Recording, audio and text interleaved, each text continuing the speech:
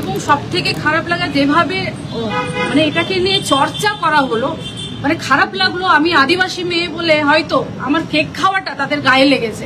এইটা যদি মানে ওই যে বললাম, যেটা আমরা দেখেছি আমাদের ভারতের প্রধানমন্ত্রী নরেন্দ্র মোদীর যখন জন্মদিন পালন হয়, দিনের পর দিন জন্মদিন পালন হচ্ছে, পার্টি অফিসে পালন হচ্ছে, রাস্তাঘাটে পালন হচ্ছে, সেটা নিয়ে কেউ প্রশ্ন করেন কেন? আদিবাসী বলেন আমি আদিবাসী মেয়ে বলে হয়তো আমার কেক খাওয়াটা ওদের গায়ে লেগেছে।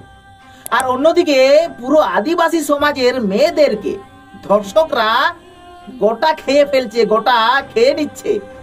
সেটা ওনার কাছে কোনো বড় ব্যাপারই নয়, এটা কোনো বড় ইস্যুই নয়।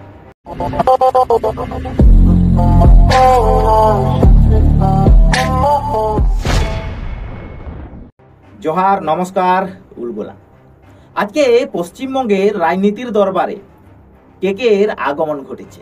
অর্থাৎ একদিকে কেক নিয়ে রাজনীতি আর অন্যদিকে আদিবাসী জাতিসত্তা নিয়ে কন্ট্রোভার্সি।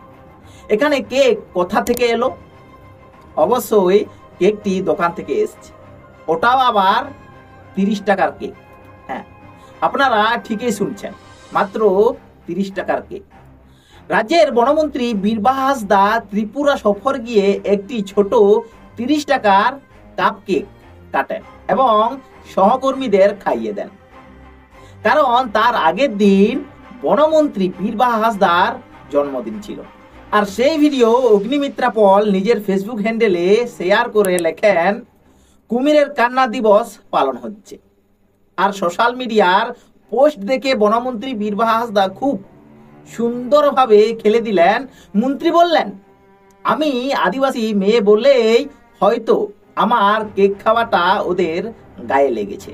এখানে কারোর কথা সাথে কারোর কথার মিল নেই। তবে এখানে বনমন্ত্রীকে অর্থাৎ বীরবাহা হাঁসদাকে কিছু প্রশ্ন করতে চাই।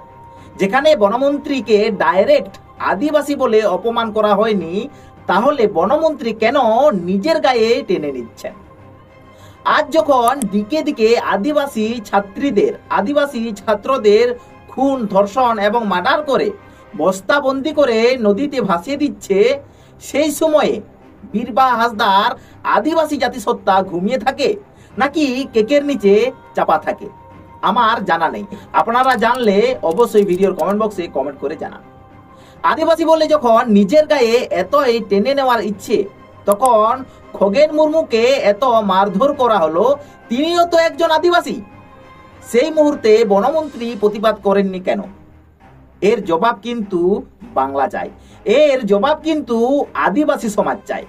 কারণ এখানে বনমন্ত্রীর কাছে কেক বড়, আদিবাসী জাতিসত্তা বড় নয়। এটাই তো বীরবাহা হাঁসদা পশ্চিমবঙ্গের আদিবাসী জনসাধারণের কাছে মেসেজ, বার্তা দিতে চায়। আর সেই ঘটনার সাথে সাথে অন্যদিকে খড়গপুরের ঘটনা যদি আমরা দেখি, তৃণমূলের একজন আদিবাসী মহিলা প্রধানকে তৃণমূলের দ্বারা যেভাবে মুখে কালি মাখানো হলো, সেই মুহূর্তে কি আদিবাসী সত্তা জাগলো না বীরবাহা হাঁসদার? আজ তাহলে নিশ্চয়ই আমরা বলতে বাধ্য হচ্ছি, বীরবাহা হাঁসদার কাছে আদিবাসী নারীদের মান ইজ্জতের থেকে 30 টাকার কেকের দাম অনেক বেশি।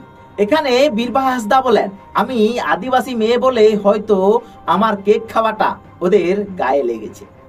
আর অন্যদিকে পুরো আদিবাসী সমাজের মেয়েদেরকে ধর্ষকরা গোটা খেয়ে ফেলছে, গোটা খেয়ে নিচ্ছে। সেটা ওনার কাছে কোনো বড় ব্যাপারই নয়, এটা কোনো বড় ইস্যুই নয়। শেষ মুহূর্তে একটাই কথা বলবো, জয় বাংলা, জয় হোক 30 টাকার কেক।